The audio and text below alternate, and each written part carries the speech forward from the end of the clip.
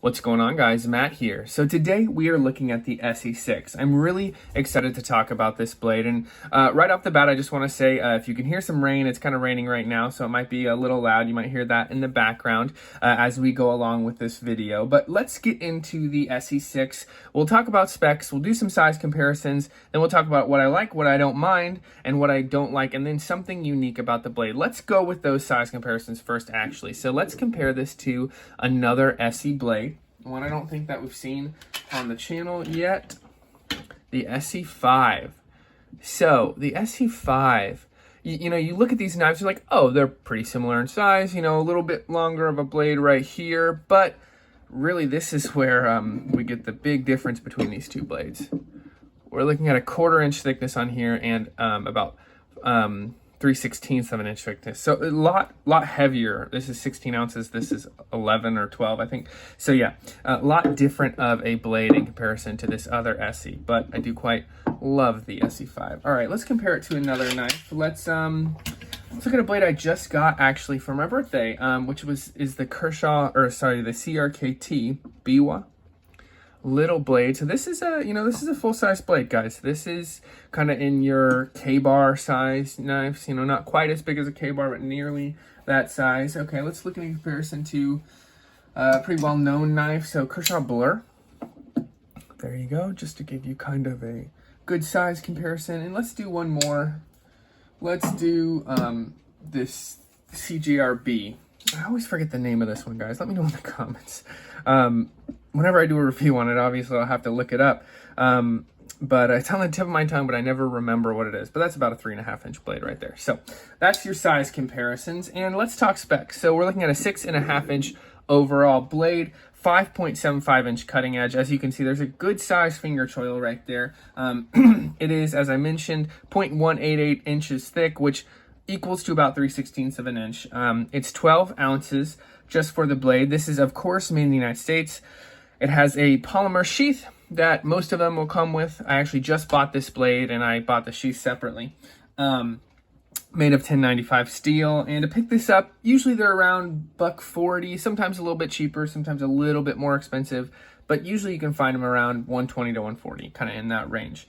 So let's get into what I like about the SE6. So all things I like about Esee are kind of mirrored in this review, right?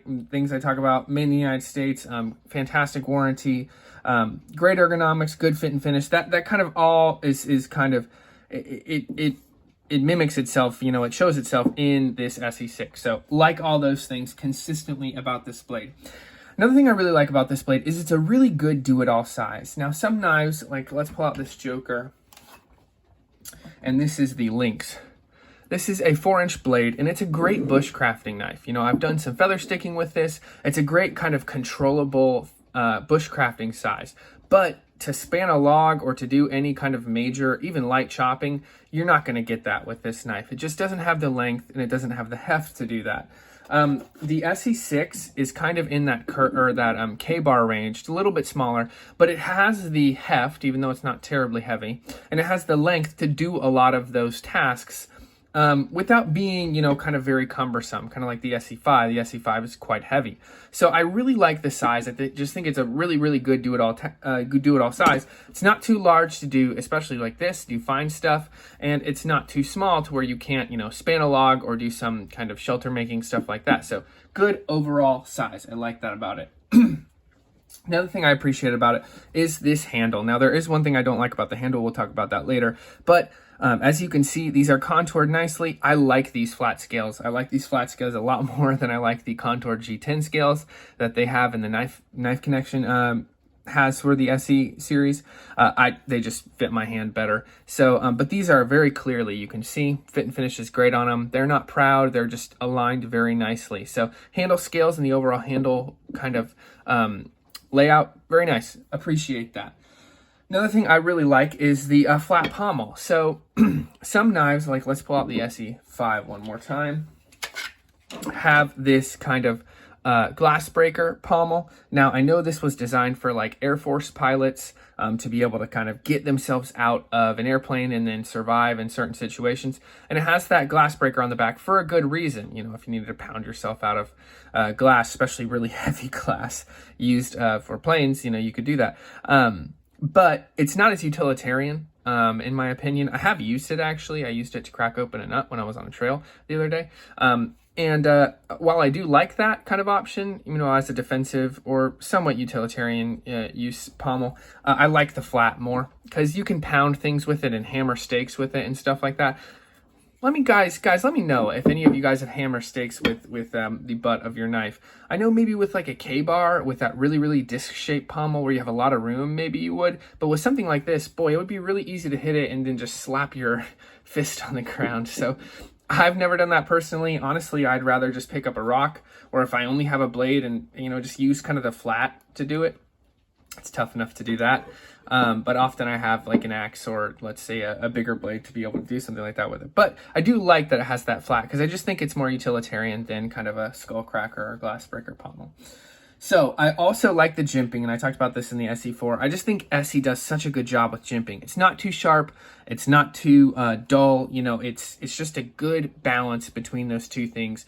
Gives you really nice grip on here. And if you don't need it, you can always choke up and kind of, you know, avoid it if you're not wanting to use it, but it's there if you need it, and I do like that. I also really love the choil on this, guys. So this is a choil done right, and I want to talk about this briefly because it's just been something that's annoying me on some of the knives. This is a very dedicated finger choil, right? It's a big groove, it's cut out, it can fit a fat finger without cutting it. You know, I have a fat pointer finger, it can fit that. I'm not, you know, I'm close to that edge, but it's not cutting me at all. It's a good finger choil. It's meant for your finger to be there. There's a ton of knives, including this SE5, where it's like they haven't decided if they wanted to put a choil on it or not, but they went ahead and sent the knife design out anyway. So they clearly didn't want to put a choil on this, right? It's a small choil. It's more of a sharpening choil right there, right? But then they didn't sharpen all the way down. And I've heard people say, well, that's so you can put your finger right there. And you can actually get to that without touching that edge. But just make a choil or don't, guys. On an SE5, you know, 5-inch blade, I don't want a choil personally. I'll probably end up sharpening down to that point at some point to, you know, give me more of an edge. I don't understand why Esee did that on this blade. Let me know if there's a reason. But, you know, there are other knives where it's like, is there a choil or is there not a choil? And let me pull a couple out. So let's see. So the CJRB, can't remember which model this is. Gosh, I'm not good on my CJRB models. Right, so that's almost big enough to be a choil, but if I put my finger there, I'm going to cut it. Maybe it's the function of this cleaver style design. Look at that carbon fiber. It looks great, doesn't it? These are a great deal, by the way. I can't remember the model on these, but these are a fantastic deal. I'll do a review on these later. But it's just like, it's not quite big enough for your finger. You're going to cut yourself if you use that seriously. Maybe it's just a function of the cleaver design that they had to make it like that. I don't know. I'm not a knife designer. But there are just other knives where there's just a lot of, like this. There's a, well, that's actually not bad. Well, that kind of is a choil. Yeah, it's a similar thing. It's just make this design up higher. I don't know. Make a choil or don't, right? That's my opinion. Make something that has a dedicated choil and don't give us a ton of space in between the cutting edge and, you know, where your hand rests. I don't like that. The only reason that's okay is if there is a choil so that you can choke up and really do fine work with that choil. So well done on the choil. Mini rant over. Okay. I also like the sheath with this. So as you guys know, I mentioned in a video before, I bought this one, just the blade, because I had a leather sheath that fit it and I wanted to take it on a hiking trip. I ended up not using that, you know, I ended up saying, okay, I want to get a polymer sheath for it because the leather sheath, it fit it well enough, but it didn't fit it great. So I went ahead and bought one of these polymer sheaths from Esee for 20 bucks. These are great. These are lightweight. They lock in really nicely. Don't have the cold steel options, you know, no shaking whatsoever. So yeah, they work great. I will say this though. I used to say, I don't care if it's polymer or Kydex. I no longer feel that way. And the reason is because I actually got my hand on a really good Kydex sheath, and that's the one with the SE5. there is just something about the feel, and let me know in the comments if there's a reason you guys have kind of pegged the reason why. The feel of Kydex just feels better to me. I don't know what it is. I don't know why. Maybe it's because it's sturdier. You know, this kind of flexes. This doesn't as much. But this just feels like a fantastic, and it locks in beautifully. It just feels like a fantastic sheath.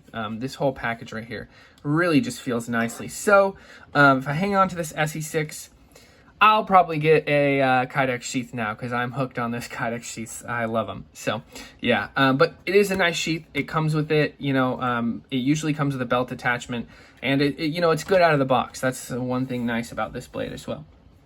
Another thing I like is you have a lot of options when it comes to the 6. So you can get many different style colored handles. You can get the Contour G10 handles if you have longer fingers, bigger hands. You can get the 6HM, which really is a different blade, but it's kind of, you know, it's a variation of the 6. So I think that's really cool, right? Just the options that you have with this. And because this knife has been out for so long and so many people love it, there's a lot of modularity that you have. There's a lot of customization options that you have, a lot of aftermarket stuff. So good stuff on that end. So one thing I want to talk about that I don't mind, and this holds true with the other Esees as well, is this kind of painted, I'm not sure what they call it. It's like a Teflon. It holds up pretty well, actually. But Esee also has another finish, and gosh, someone mentioned it in my comments earlier, and I forgot what it was. It almost seems like a stone washing type of finish, and they've put it on a couple of their other blades, the Nesmuk blades, and it looks fantastic. It keeps rust away, but it doesn't wear like paint. You know, this just doesn't look as good. It works, so I'm not going to say it's something I don't like, because I think it actually works a lot better than a lot of other kind of Teflon coating that rub off really quick. But it's just, they have other options, and I'd love to see them putting those finishes on here. So that's something I don't mind. Now, the only thing I don't like with this blade is this handle bump. I think is a little bit too pronounced. So guys, I've talked about my hands, and maybe I'll make a video on this, because people talk about having large hands and needing a larger handle. That's not always true. So it depends on how long your fingers are, right? If you have longer fingers, you need more grip area so that you get a better purchase. Now, if you have shorter fingers but wider hands, you need a longer handle overall but less grip surface so that you can get a good purchase. If it's too wide, your hands won't be able to grip kind of as strongly onto a knife. This is good. This still is very comfortable, and I get a very good grip.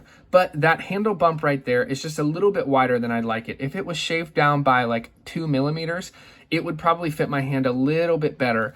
And yeah, it would just be more comfortable. So I'd like to see that shaved down, but I think for the large majority of people who don't have short, fat hands like I do, it's probably going to be good. But yeah, that's the one thing I don't like.